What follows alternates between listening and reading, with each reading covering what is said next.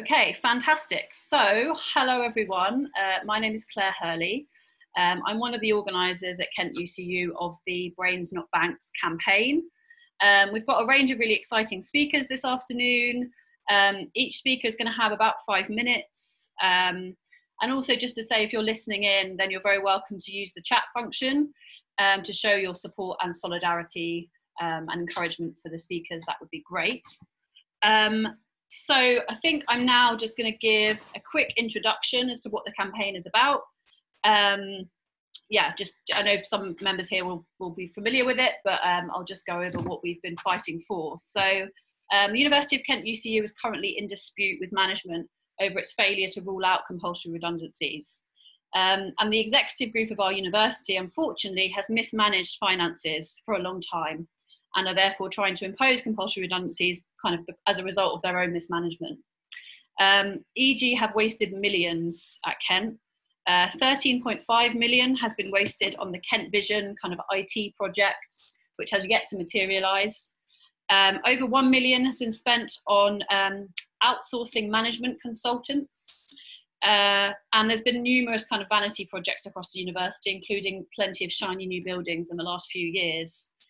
And in recent times, the executive group has also been forced to appoint a turnaround director, a financial turnaround director, due to its debts to the banks. And we believe this is the first time this has happened in a UK university, so it's quite important.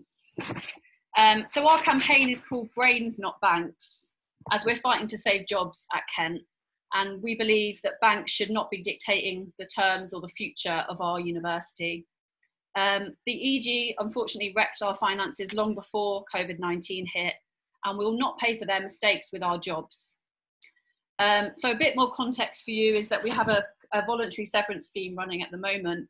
And this year we've had 284 applications to that voluntary severance scheme. So it's really high. And we also had 150 staff leave last year. So it seems, you know, a purely political, ideological decision that they're still pushing through with compulsory redundancies, given the number of staff they've already got leaving under those schemes.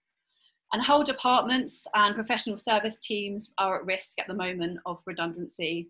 And the university as a whole is going to suffer if these cuts are allowed to go through. So right now, Kent UCU is holding a consultative e-ballot on whether to pursue industrial action. And local members have until midday tomorrow. So if you haven't voted yet, then please do. You can go and find your email. If you search last chance to vote, you'll be able to email in that ballot. And please ask your colleagues also to vote if possible. What management plans prove is that they don't care about staff or about students at our university. They're only really concerned about bottom lines and finances and paying off their debt. And I think Kent UCU is really here to show that we have the positive vision for what our university could be like. We want a university that recognises the commitment of its hardworking staff through job security and also manageable workloads, because if this number of redundancies go ahead, you know, staff workloads are only going to increase. And we also want a university that provides quality education to its students and a university that supports a diverse and inclusive community. So on that note, I'm going to pass over to our second speaker, who's going to be the UCU General Secretary, Joe Grady.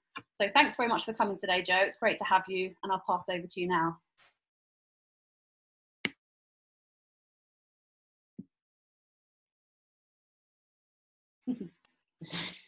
I'm on mute. Thank you, Claire. And I just wanted to say what an amazing campaign you've all put together. I think, you know, you've outlined exactly what's happening at Kent. Many of us know because we've been watching on, and what we are all here to do today is send a really powerful message to your management, but also to the UK university managers who are behaving similar, that we will not allow our universities, our colleagues, our jobs, our working lives, or indeed our students to suffer as a result of their financial mismanagement and their insistence that staff and students and the communities that universities serve should bear the brunt of all of this. I know, because obviously I've been talking with your branch for a while, that from the very beginning of this process, as you say, a process that was well underway and predates COVID, Kent have refused to treat staff with the dignity and respect they deserve. When I visited your branch back in January, we spoke at length about the institutional cruelty of your management, the reckless approach that they'd adopted, and, you know, as you've just outlined, the complete abdication of leadership at the top. And rather than look to themselves for savings or any acknowledgement of their own role in this crisis, they continue in secure employment on eye-watering salaries, absolutely deluding themselves that more of their medicine will cure the problem that they started. And refusing to acknowledge the problem fundamentally involves them. As you've already said, what the plan they've put forward involves writing to announce 175 potential redundancies. And this is in addition to the 150 posts that were lost last year. In a really backwards move as well, that promotes, you know, the worst of the government's phony war against arts and humanities, departments such as English, you know, really important departments to educate the entire student are under threat. Managers have really driven goodwill through the floor, but I think it's fair to say that in the case of Kent right now, they're also driving the reputation of the university through the ground as well.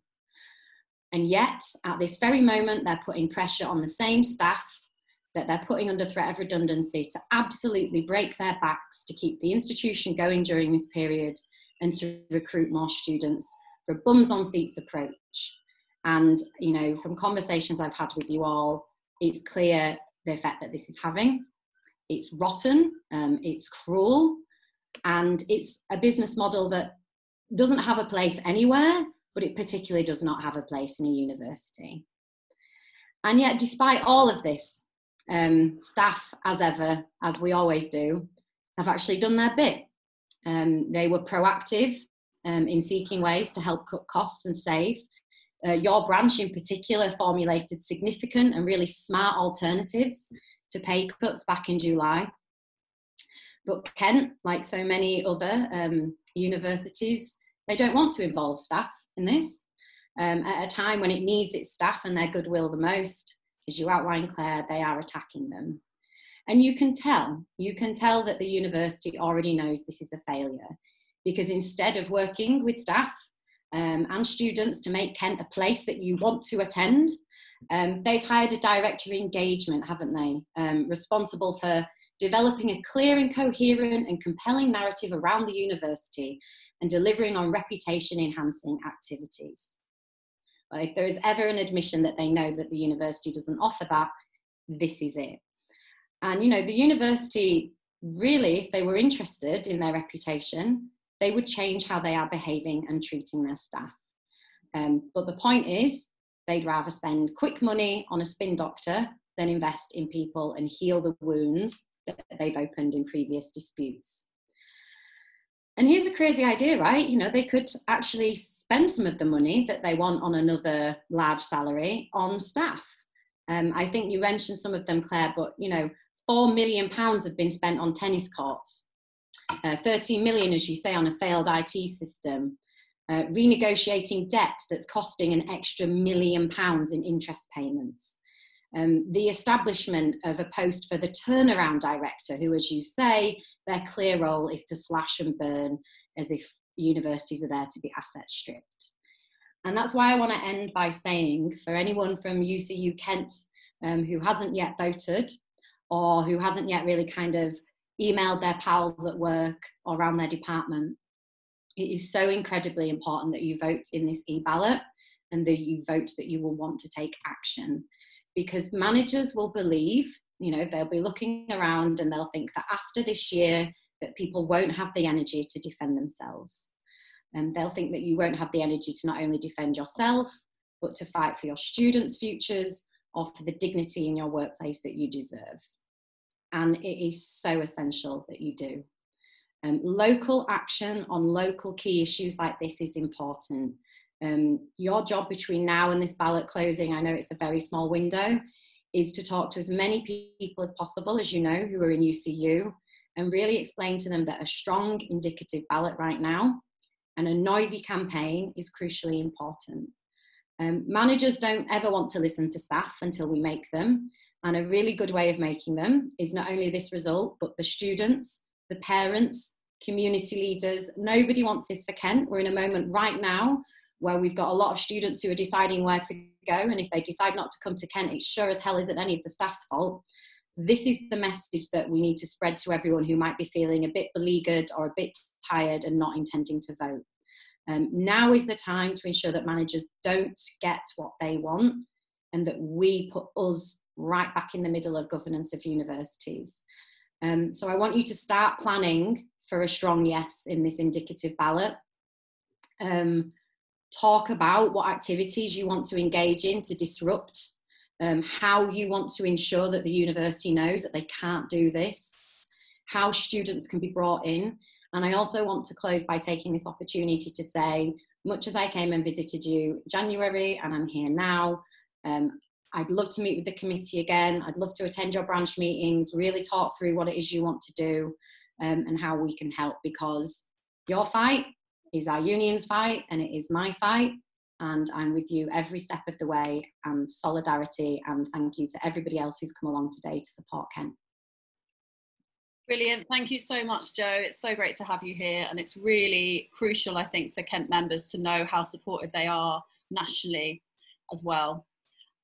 Fantastic. So thank you very much. We'll move on now to Connie Nolan, who's a Labour councillor for Canterbury District Council. Thank you very much, Connie, for being with us. I'll hand over now if you want to unmute yourself.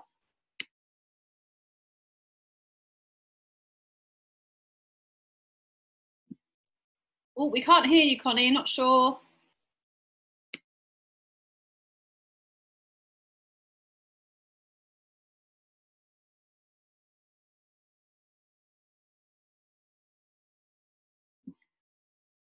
You are unmuted, but there could be an issue.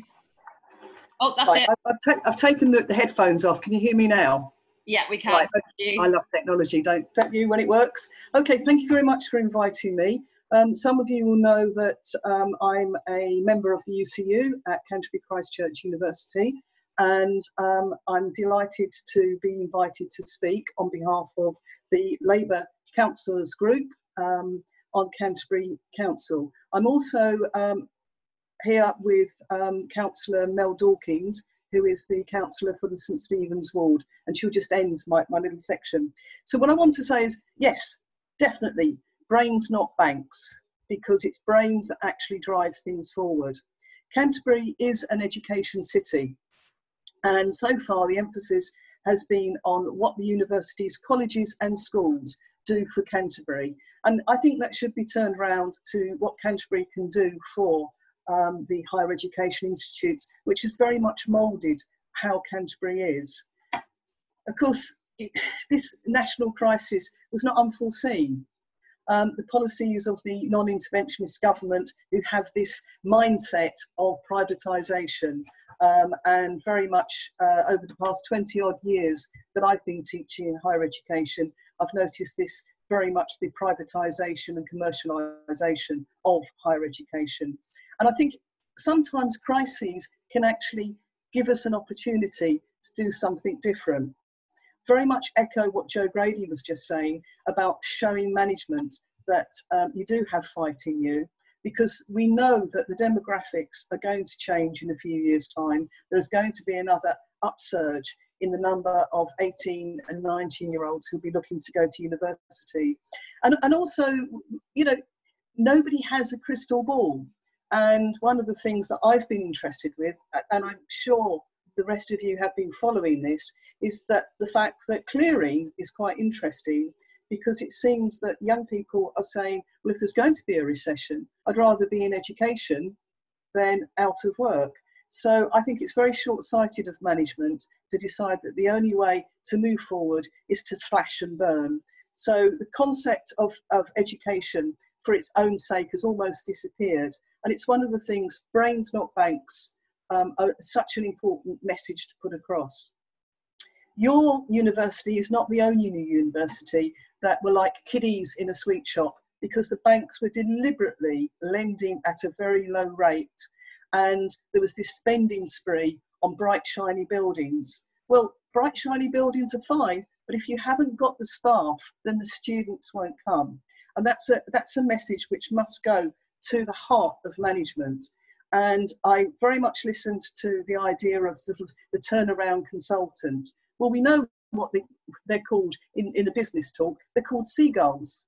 I won't go into that analogy any further, but basically the engine of any university are the staff. And so I'd like to end by saying solidarity from the Labour group, and hand over to Mel Dawkins, who just wants to say a few words and introduce herself. Thank you.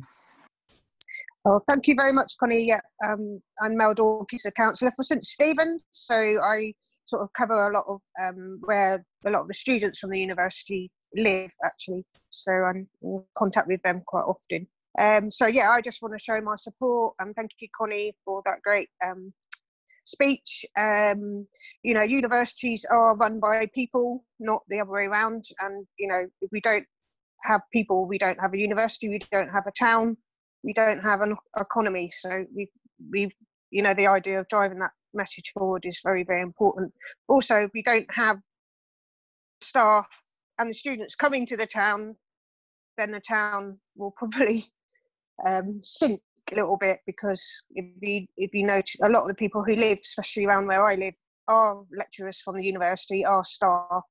If they can't afford to live here, or they have to move to get another job, we're going to lose some amazing people, amazing talent from our town as well. So we've got to drive that message forward. So I just want to say, support, you know, finish by saying, support the campaign, the Labour group, support the campaign. We'll be there every step of the way behind you. Thank you. Fantastic. Oh, Connie, do you want to come back in quickly? No, thank you so much to Connie and Mel for those words. That's really great. It's so important that we connect up what's happening on the University of Kent campus with the local community as well. So next up, I'm really excited to introduce two of our wonderful students at the University of Kent. So we've got Lauren and Tom. Over to you guys if you're ready. There, can you hear us? Okay. Yeah. Tom? Yeah, I was trying to first. Hi everyone. We're representing an organisation called Precarious Clubs. It's a student organisation that is primarily focused on resisting the financialisation of education. And today we're going to be speaking about that. We're going to be going through our own kind of analysis of our historical moment coming from a student perspective, and then the work that we're doing and planning to do over this fight to resist what's being done. So it won't be any news to you that, you know, around the 2011 turn towards financialisation of education, you saw a marked decline, and this is shown in statistics, of students from lower income housing to coming to university, which means that you actually have a relative increase in middle class and upper class students coming to the university. And I think that's really pertinent, because when combined with this neoliberal ideology of consumption of education, you get this kind of effect of a bourgeoisification of the student population to some degree. And that's kind of where Precarious Club steps in, but Lauren will be going over that in a minute. But it's clear to us, looking as students, that the commodity form is too dominant in education, and it says to us that students they care more about their knowledge than they do about their consciousness and their actual effect upon the university and their lives and what they actually go through every day. This is harming us as well as it's harming you. And it's an absurd conflation, really, because people start seeing like their commodity, which is their education, as their capital, which it isn't. It's almost like, and it's demonstrated by the fact apparently that we have a loan that costs so much money, and obviously we're paying for something of immense value for that. We're not. We're basically have to pay for the privilege to valorize labour and to profit for other people, for rich people, which obviously no one wants to do. Our view is that, like, a society that functions properly should pay for the services that it then enlists to enrich itself, either spiritually or materially, and education is a key aspect to that. So that's kind of like our overall analysis and what we're trying to do in building up Precarious Clubs at Kent. So I'll hand over to Laura now to speak a little bit more about our actual work, so thank you. Yeah, so clearly, for all the reasons that Tom just described, there was a huge need for that student wing to emerge and support you guys in your fight, and also to improve kind of student education and politicisation on campus. So since we've formed, we're obviously it's still quite new because we actually formed over the course of the last strikes. We were running strike events on kind of like the history of trade unionism, specifically where kind of Kent comes into this, and strategizing meetings so that students could be a more proactive force. And obviously we want to continue this work. Next year we're particularly interested in building a kind of coalition of students across universities, so that we can really present this united front, because without solidarity we aren't getting anywhere with this. And at home, locally at Kent as well, we want to build a bridge between students and staff, because they can be seen as quite disparate groups. A lot of students don't really know what's going on with staff. Students are weaponised against staff by management. So students are kind of used to deter staff from taking that radical action that's needed to defend their jobs, because of the kind of short-term harm that it would have on their learning. So that's why, as well as Precary Cubs, we would like to try and help students be more self-sufficient. If you did take industrial action, which we'd completely support, we could organise our own learning while helping you at the same time. So really, like, part of why we're here is to counter that kind of narrative of students being apathetic, because we can see right now Scottish students who are resisting the grades that they got that were downgraded according to a moderation system that affected the most marginalised students. The kind of nationwide student occupations that were happening at universities, we can just see kind of all across the board, from school children to university students, that students are not apathetic, they're not apolitical, and they can see through all of their interactions with management or with the government, the kind of deep contempt that we're sometimes held in.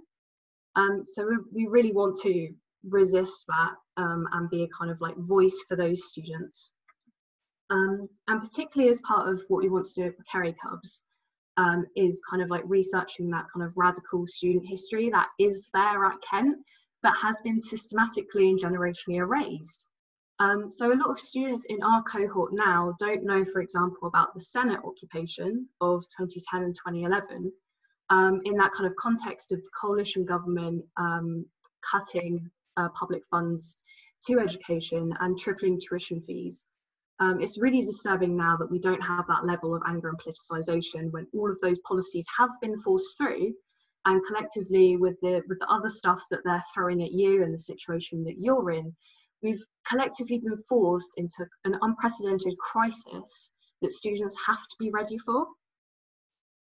So it's really like, we recognise, we think students all across the country recognise, and at Kent students will begin to recognise this year, that we do have skin in the game and things can be better. We can change not just this situation, but actually transform the democratic structure of the university, because there is clearly something deeply wrong. Students currently don't feel represented, and they don't feel like they have power in the vehicle of the student union, and a lot of that is because of the way that we're governed at the moment by an EG that we don't know. So I mean, I'd just like to finish by saying that it is not the EG that makes me feel happy and proud to be a student at Kent, but my systematically underpaid, my precariously employed lecturers and seminar leaders do. It's the cleaners, the groundskeepers, the librarians, the students who are actually employed on minimum wage to work in co-op and library cafe and have to shell out money for their own uniforms. These are the people that I come into contact with on a day-to-day basis and make up the fabric and identity of the University of Kent.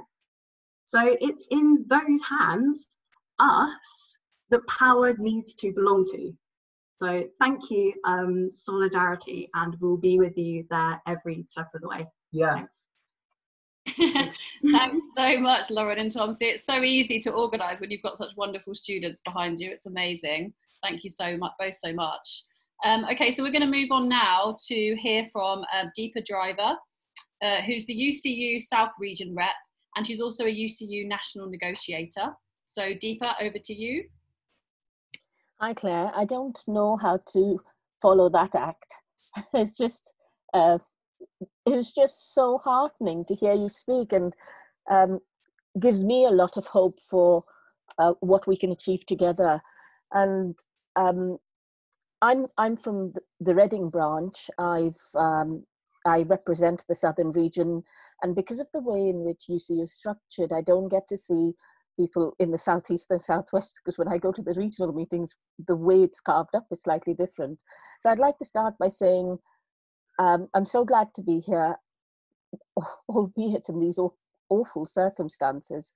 I'm glad to be here to support you, and I'm happy to continue to stay in touch, to take forward anything that we can do as elected representatives in order to provide you with practical hands-on solidarity rather than, you know, big highfalutin words. So in terms of that practical solidarity, I thought I'd tell you a little bit about some of the things that we are experiencing at Reading, and which I'm seeing around the region and across the 4 nations. One of the things I'm seeing is this really strong recognition that this shouldn't be the way it is, which of course we've now started to get that consciousness.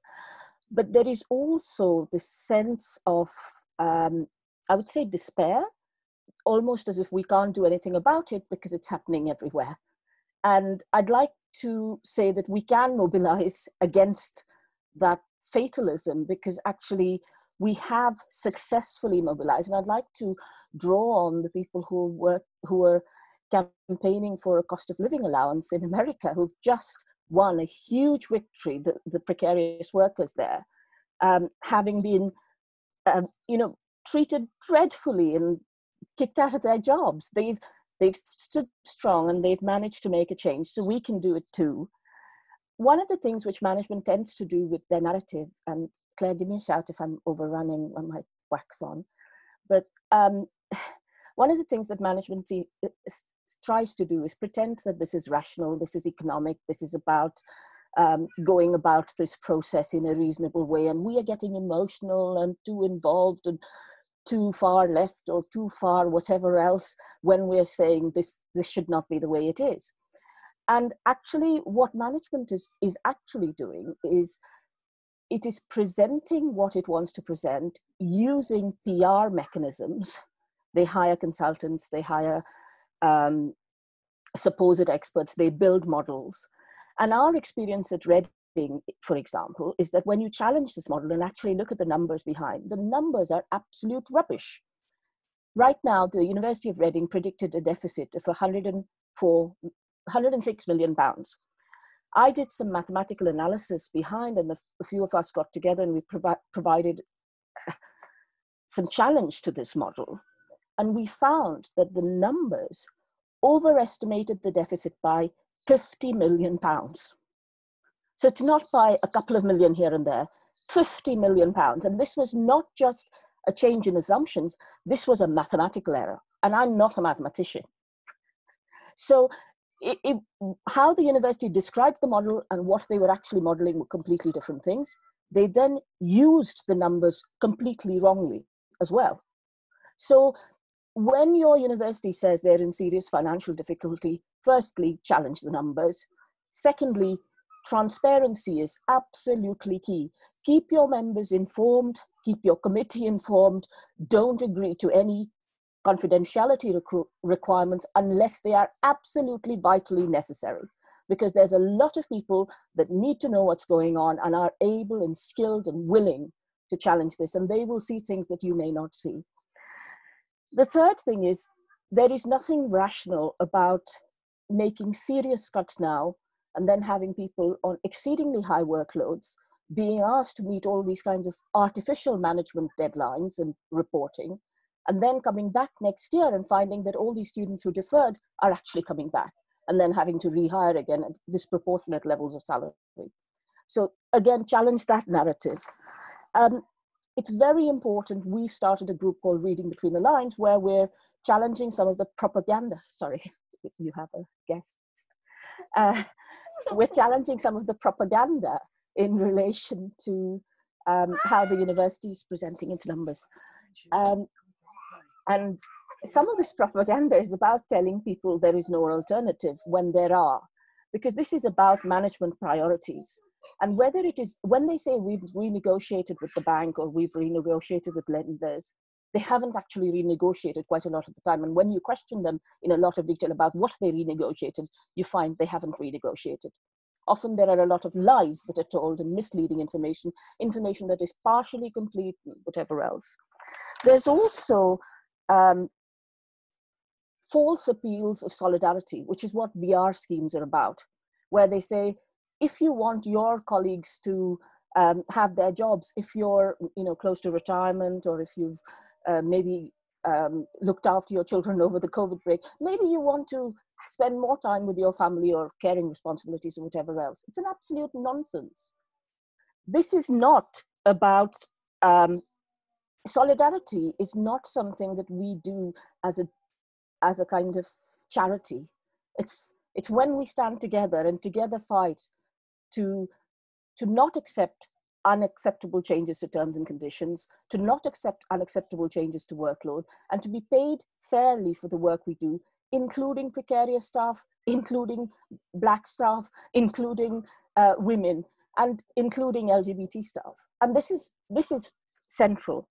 And lastly, I guess the financialization discussion, Lauren and Tom covered that really well. This is about a management philosophy of selling education at the door, selling the degrees at the door. And this is not about you or your students. And it's very important that people find their voice, because if you don't now, they will come for you again. And that's really important to remember, because these cuts are not the first time they happened. They're not going to be the last time. Don't agree to trade in redundancies for changes in terms and conditions. Don't agree to make all kinds of backroom deals. Be transparent, be open. Don't let them get away with this, because there are other things they can cut, get rid of, rearrange. COVID is a force majeure kind of situation. There's lots of changes that people can do. Don't agree to anything in advance without knowing exactly what's going to happen. That's it from me. Thanks. Great, thanks so much, Deepa. Lots of really important insights for us there as a branch, I think, that we'll take on moving forward. So I'm now going to pass over to Mike Sargent, who is the president of the South East Kent Trades Council, which has showed us great solidarity in the past, coming along to our picket lines and things. So thank you very much, Mike. Well, hello there. Good afternoon, brothers and sisters. For my sins, I'm the president of the Trades Council. And for those of you that don't know what that is, it's a confederation of all the unions in the area that affiliate to us. And as a result of that, we actually represent thousands of workers across South East Kent.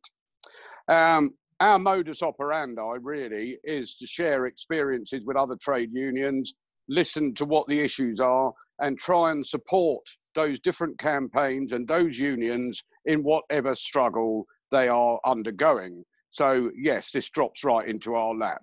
Now, as you know, we have been vocal in our support for you in the past, but this is particularly pernicious and vicious, this attack, because it's an ideological attack, and it's not just about Canterbury.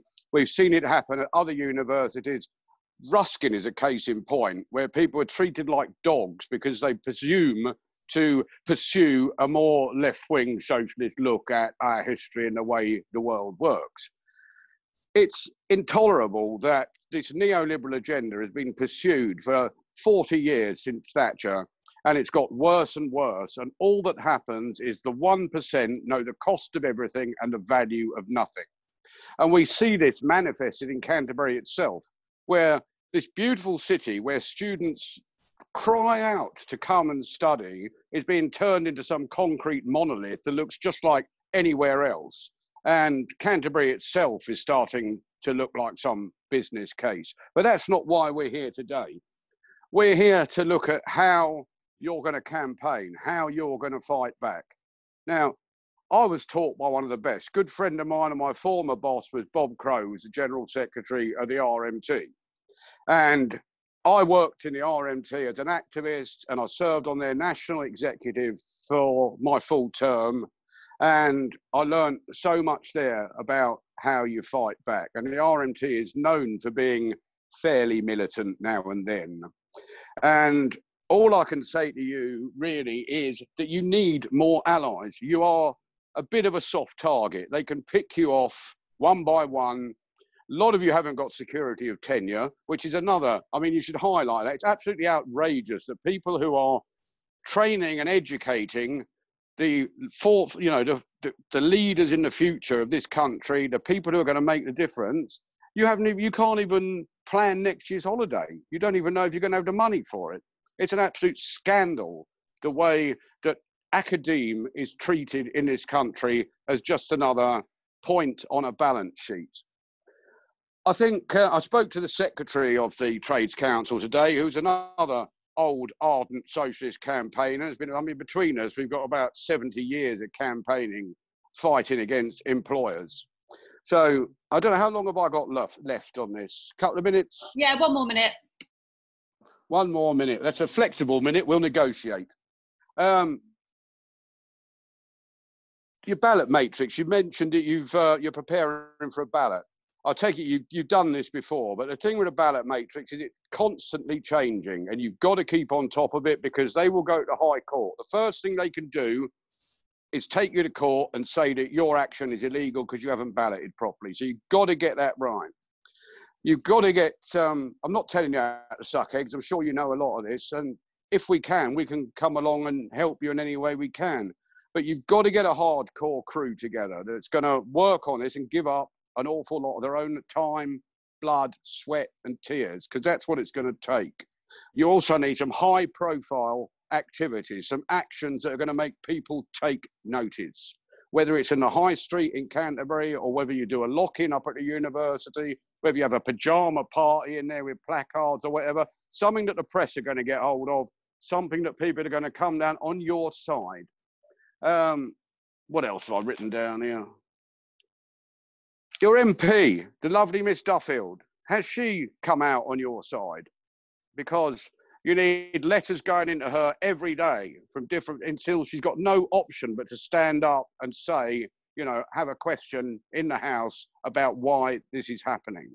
It shouldn't be happening.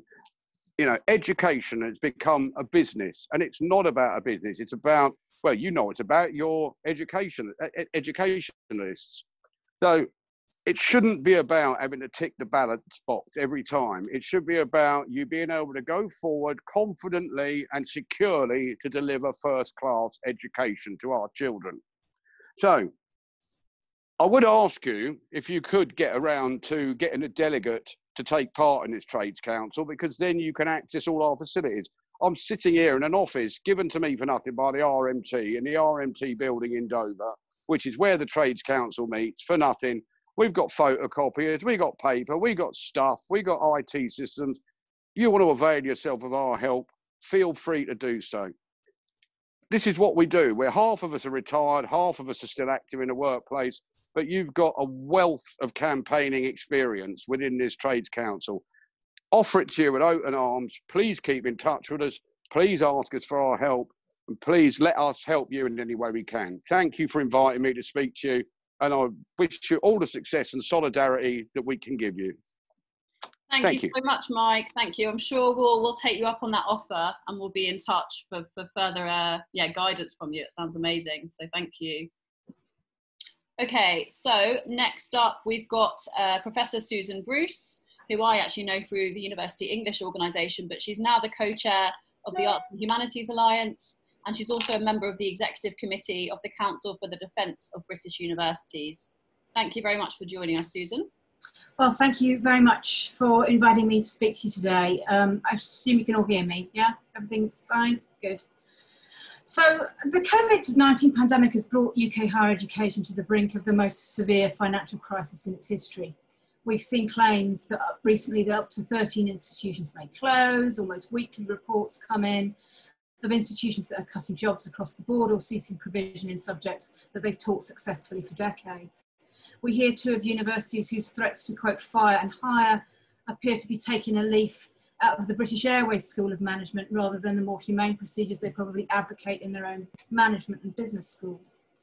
The consequences of this contraction will be really dire, not just for particular disciplines, but also for localities and regions. Universities contribute substantially and in multiple ways to national, regional and local economies, from large institutions to smaller ones, from the oldest and most established to the very newest.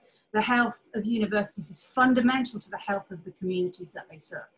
A recent UCU study shows that universities typically support up to one additional job in the local economy for every person they directly employ. And this is one of the things, at least, on which union and employers can agree, because a UUK study shows that HE supported about 1 million jobs and generated over 14 billion in tax revenue. And in 2015 to 16, the University of Kent contributed 907 million per year to the economy. Kent was then, and I think it still probably remains, one of the largest employers in Canterbury, if not the largest, supporting 1 out of every 10 jobs in the city. So what happens to the university happens in turn to the town and the region. We shouldn't forget that. But of course, we know that the benefits of a healthy university extend far beyond the investment in human capital and the contribution to economic growth, which successive white papers over the past 20 years have chosen myopically and exclusively to concentrate on. That higher education is a public good is as evident in the case of the arts, humanities and social sciences as it is for STEM subject, and it's of particular importance in the current moment. The scientists will provide the vaccines and the treatments that will eventually bring COVID under control, but the contribution of the arts, humanities and social sciences will be no less important to our recovery and to our future. We are the people who provide the research into the social inequalities that are evident in the class and ethnic minority disparities in mortality during the pandemic. We are the people who train the students who will go on to help restore the creative arts sectors that have been so severely affected by the current lockdown.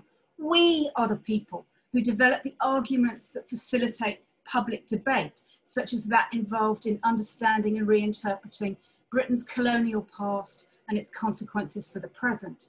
We are the people who train the students who will go on themselves to lodge the necessary questions and articulate the necessary dissent for everyone else in the media, in the government, in the law courts, the museums, the local councils and the voluntary sector. But it is our disciplines that are most at risk at the current time. The discourse of low value degrees, which defines value primarily in terms of the financial return for an individual or economic matters, now threatens radically to contract arts and humanities provision nationwide, especially for less privileged students. Sunderland is ceasing provision in history and politics. Portsmouth is cutting its English literature staff by more than half. UWE has just announced plans to close philosophy. There is a real and rising tide of new universities which are either contracting or entirely dismantling arts and humanities disciplines. At least 2 other old universities that I know of, in addition to Kent, are very close to announcing that they're thinking about ceasing provision in whole disciplines. And the discourse that is of low value degrees that is perpetuated by many illiberal governments is directly influencing those decisions, as is clear in a message from the Portsmouth VC a couple of weeks ago to his staff, where he said that although he was, quote, absolutely committed to the arts and humanities, it is clear that the government is interested in STEM and courses that create value for the economy.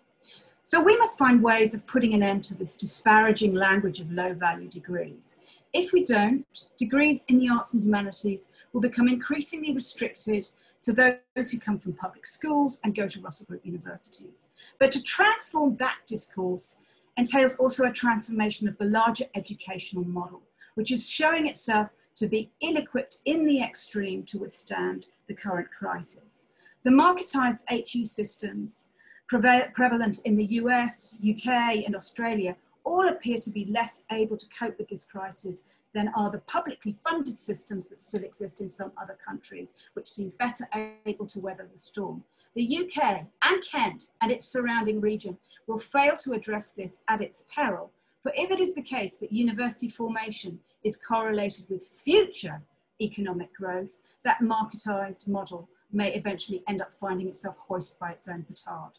So that's my contribution. Please do keep us informed at CDBU and the Arts and Humanities Alliance of developments here. We're now starting to track this kind of thing nationwide, and my best wishes to all of you. Thank you for inviting me to talk. Thanks so much, Susan. That's really important to understand that context as well. That's brilliant. Thank you. Okay, so we've got 3 speakers left. Next up, we've got Marion Mayer, who's the chair of the UCU South region. She's also a national negotiator, and she's currently standing for vice president of UCU nationally. Marion? Thank you for introducing me, Claire. I'm actually here because I wanted to try and link up the Four Fights dispute and a number of motions that have been passed by Congress with what's going on at Kent. And can I echo everything that Susan has said? And I note with interest, actually, and some skepticism, that those senior managers in universities and those government ministers who are driving these cuts in arts and humanities, they had the benefits of arts and humanities courses themselves. It's almost as if they don't want us to train and to teach students and colleagues to be critical thinkers and have good arguments to challenge neoliberalism. Wonder why that might be. And I'd also like to pick up on something that David Hurd said, which is that we're in the fight of our lives. Every single institution that's under attack, and day by day that's growing, we're in the fight of our lives and we need to fight together. I thought that it was really helpful that Jo Grady was here today, but I'm not sure she's still on the call, because I posted in the chat motion 51 from Congress last year that was passed, and it's about doing forensic accounting. And Deepa and I wrote that motion together, which was passed at Congress. And what we need is for UCU to do that work so that we can collectively, all of the branches that are under attack. And I've got news for you. It's every single one. It's coming to us all. We just heard today that it's most likely to come to my branch, Bournemouth, very soon. So we need to act now. We need to act fast. We are in the fight of our lives and it's a crisis.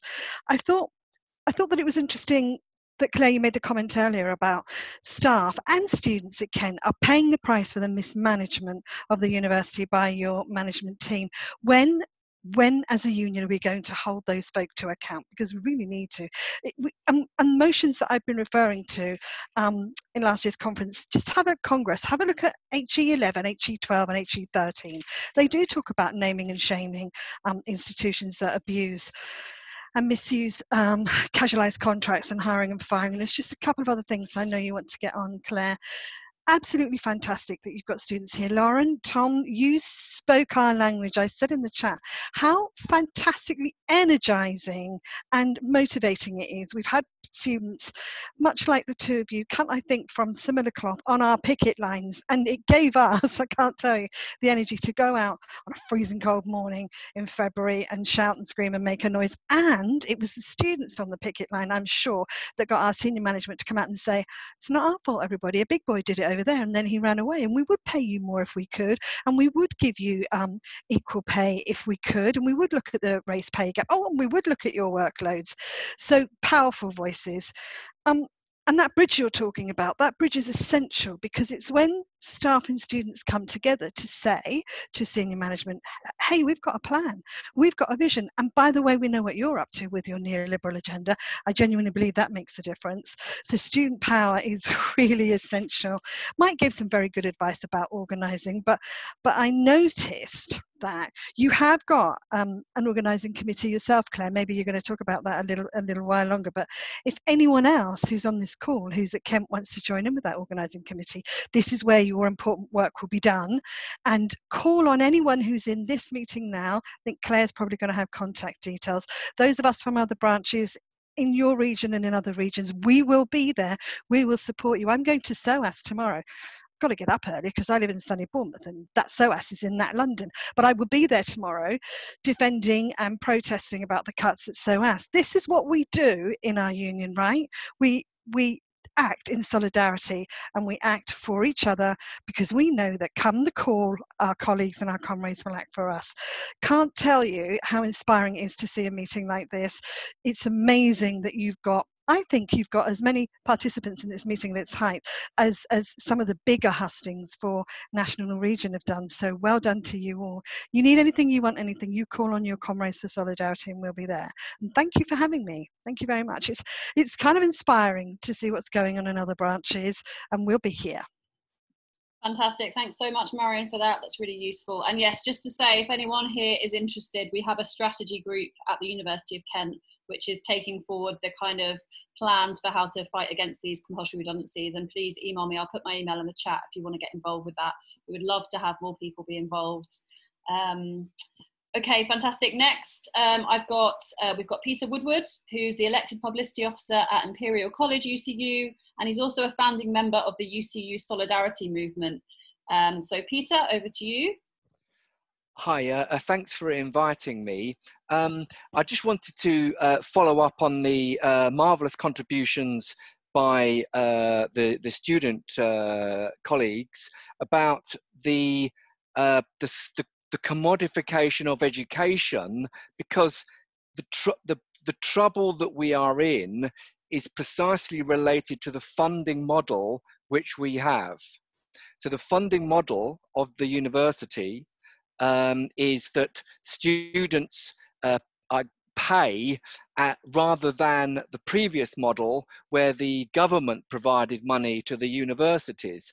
So what the government have done is they've set up a market where students have to search around universities, and if students don't turn up, for example, foreign students who pay more for their fees, they don't turn up, then the university gets hammered on its budget. So from the Solidarity movement, we recognized from day one that the essential problem was in the funding model for universities, and that was the problem.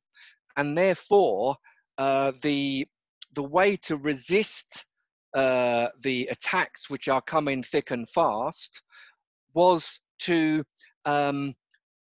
attempt to a national campaign to challenge the funding model and move away from the student funding loans issues and move towards a funding model where the government accepted that the universities and further education colleges were a public good.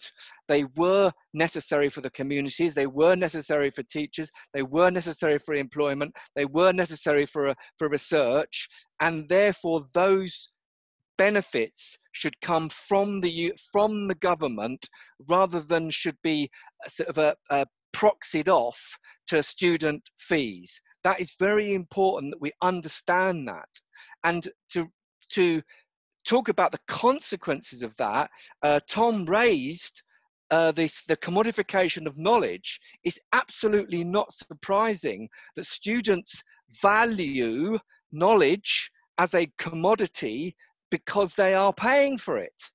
Yet knowledge itself and learning itself is something which is much wider than simply the cost. So the consequences of the model are desperate, and that's why the Solidarity movement was set up. Just my penultimate point about the logic. Anybody who looks at what the government have done with this COVID crisis can see that the government are making a pig's ear of the campaign. They are absolutely clueless. On one hand, they're giving people money to go to a pizza restaurant, and on the other hand, they're saying, you need to stop eating, food. So there is no logic, or there's very little logic to what the government is saying, and therefore we don't accept their logic. We simply reject their logic. Now, the Solidarity movement arose because at Imperial College, our management tried to restructure the ICT department in the middle of this COVID crisis.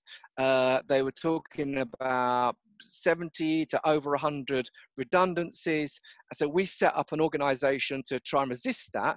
Because we have a strong London region, we also know lots of the colleagues in SOAS, and I used to be at Reading, I used to work at Reading myself. So we have connections with other universities, and we called mass meetings online through Zoom, which we can do, where as many as 1,300 UCU in FE and HE turned up. And from that, we've built a movement with a website. So please look at our website, where we've tried to bring together the best information for activists in FE and HE in resisting what's coming down the line. And we know what's coming down the line next: more redundancies, return to unsafe workplaces, and so on. So I'll just leave it there. So please attend the Solidarity Movement SOAS rally tomorrow. The detail is in the chat. Please sign up to the Solidarity Movement communication registration, and you'll get more information. And we look forward to seeing you in the autumn as the struggle continues. Solidarity. Thanks so much, Pete. Yeah, that's great. And I mean, I think it's really important for us at Kent to recognise that we're not in this alone. You know, there are plenty of other universities going through the same kind of issues right now. And if they're not going through it right now, they will be in 6 months or in another year. So it's so important that we build links across our universities and across the country in order to feel that sense of solidarity connecting us together. So thank you. Okay, so finally, our final speaker for today is my comrade, William Rowlandson, who's a member of the Kent UCU committee, and he's also the environment rep. So we're going to finish off by hearing from William. Thank you. Thank you, Claire, and thank you to all the inspirational speakers. It's quite moving to hear these very powerful sentiments that are being addressed today. I'm very happy to be in this space to reach out to colleagues, to communicate with friends and colleagues, because it's been very difficult to communicate over the last few months. I'm happy to have the opportunity to come together in solidarity, but I'm also not happy, but I'm glad to have the opportunity to grieve. Last September, returning to work after the summer vacation, I found lots of professional services staff were missing. There was no announcements, no farewells, just vacant desks in vacant offices. And that was immensely sad. And yet the machinery of the institution just rolled on, and we were all encouraged to celebrate the ongoing, and I'm going to use the expression, I'm sorry, organizing for success. We are in a global crisis. Universities are institutions of education. Education is not just in the seminar room or the Microsoft Teams meeting. It is how an organization operates in all its facets. And this is the moment we need educational institutions to step up to the plate and demonstrate commitment to public good. What educational message is the University of Kent sending out to students, to the community of Canterbury and East Kent, to the public at large? Well, that staff are expendable, livelihoods are unimportant, community is not important. Financial sustainability trumps social or environmental sustainability. Faculties can be dissolved, schools, departments, programs, and modules can be slashed. Meanwhile, a £4 million, and I quote, forecourt indoor tennis and events arena can be celebrated. Hooray! The university and higher education in general is in a state of collapse. The operation of the University of Kent, including its educational program, especially its educational program, is being controlled, as we've heard, by the banks. This is a travesty. And this is when we need honesty and solidarity from our management. This is when we need our Vice-Chancellor to step forward and to declare publicly how appalled she is at the collapse of her own institution, how miserable it must be to have her own autonomy and sovereignty wrought from her. This is when we need our VC to step forward and declare publicly how hard she has fought for the institution, how she has put all her energies into resisting the appalling demands of the banks, how she has worked with our MP to lobby the Department of Education, the cabinet ministers, to push back against these savage cuts, how she refuses to hand over functional education institution to these feudal barons, how awful it must be to be the director of an organization that is forced to lose so much, how she was trying her utmost to protect her staff in this time of global crisis. But no, instead, we have an endless stream of platitudes announcing financial sustainability and improvement, new senior management and leadership appointments, and the latest news of organizing for success. Now, it may well be that Professor Cox has been fighting tooth and nail to preserve the integrity of the institution, and I hope that is the case. Well, in which case, declare so publicly. Why not show us the workings, the arguments, the outcomes of this struggle? Meanwhile, the Vice-Chancellor of Sheffield has recently published in the Financial Times earlier this week an article effectively blaming the financial crisis in HE on successive governmental policies. Now, this is certainly true. But what a cop-out.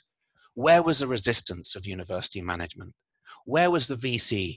And where were the VCs and UUK? Where was the sustained and rigorous campaigning against the damaging process of marketization? It came from us, came from UCU members, and now we are the ones paying the price. And it is unjust, and it is desperately sad. But count yourself, be proud of yourselves. We've been consistent. As Lauren brilliantly mentioned earlier, in December 2010, so getting on for a decade ago, following a UCU-led teach-in, students at the University of Kent occupied the Senate chamber. They remained locked in for a whole month over a snowy Christmas and New Year, and colleagues brought them food and drink. And in fact, I've just reflected now, as Lauren was mentioning this sort of folk history, while people brought them food and drink, I brought them drums, djembes, to play. And those are the same djembes that have appeared on anti-austerity marches in the 2018 USS strike, and more recently, obviously, in the student strikes for climate in the city centre. I think it's a nice folk history of a whole lot of drums. But the occupation had one demand, just one. And I'm going to read it, and I'm sorry if I'm taking up time, but I think this is important. This is one demand.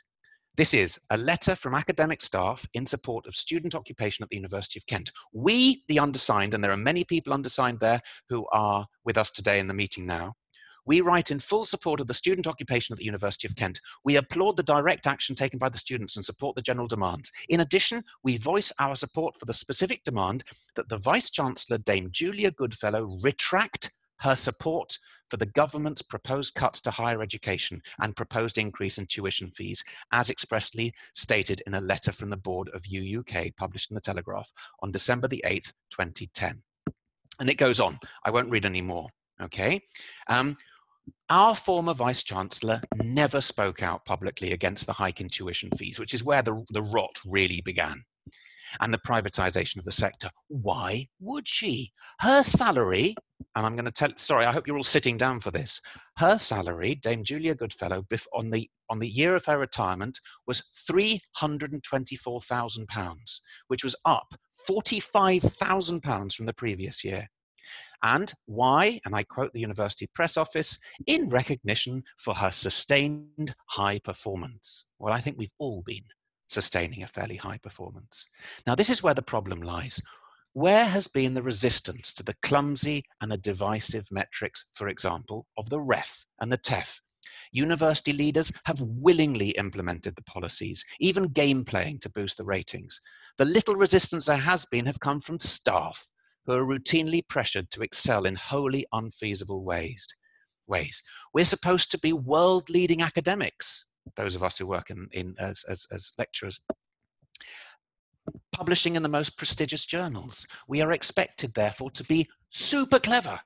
And yet we are supposed to accept the bastardization of traditional peer review that is the REF. And we are simultaneously judged severely by the tiny deviations in the top percentile of student satisfaction in the TEF. We are therefore expected to be clever and dim-witted simultaneously. This is not good for mental health. Now, a colleague of mine in SECL, who now ranks very highly in the university, he told me in 2018 that fighting against the valuation of the USS pension scheme, lobbying against Brexit, and campaigning, and I repeat, campaigning against climate change were all futile gestures, as they are unstoppable forces. You can't stop the tide of history. Well, I disagreed then and I disagree now. Were we to have taken that attitude then, we would have lost many colleagues in biosciences over a decade ago. We would have had the woodland and the hedgerows and the field systems of the University Southern Slopes, the so-called Chaucer Fields, concreted over with shiny new buildings. There would be no green space, for example, in Kingsmead Field, and a car park would be built on the Wincheap water meadows. And I think this may have been what one of our earlier speakers was alluding to, the University of California has just now agreed to reinstate 41 University of California, Santa Cruz graduate student workers who were fired in March after waging a months-long wildcat strike. Resistance is not futile. Now, as branch environmental rep, I have recently struggled to get information about the plans to sell off large parcels of land, of university land, for development.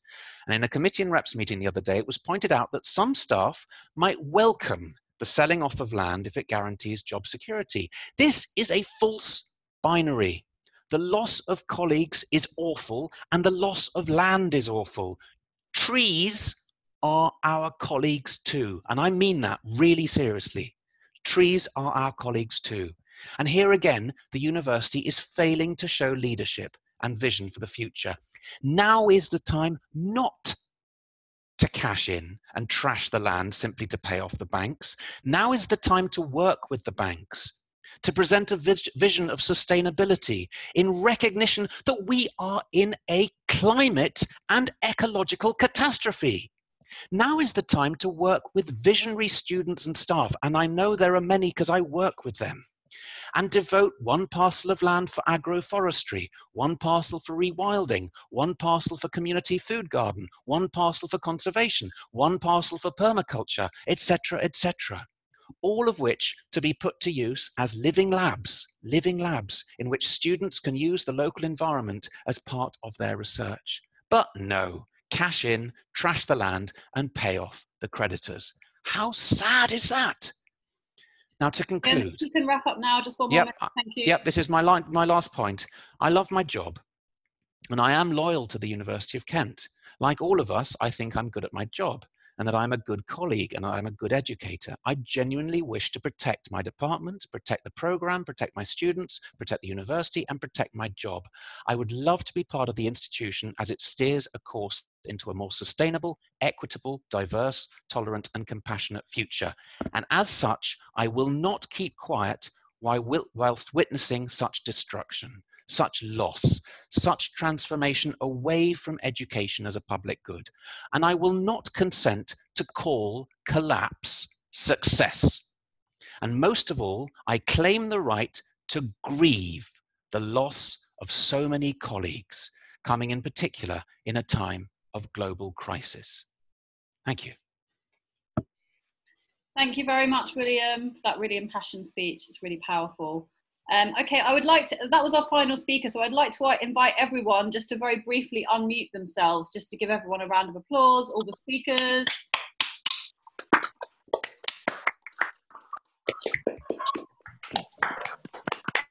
Okay, thank you so much for coming. Woo! Things not banks. What a fantastic team there, a fantastic fight. Good luck with it. We're here for you. Thank you all for coming so much. You'll hear more from the Brains Not Banks campaign very soon, I'm sure. And this will be posted on YouTube and social media quite soon. Thank you all. Have a lovely evening. Thank you very much, Claire. Thank you, Claire. Thank you. Thank you, Claire. Bye. Thank you, Bye, Claire. Claire. Thank you. Bye, everyone. Bye.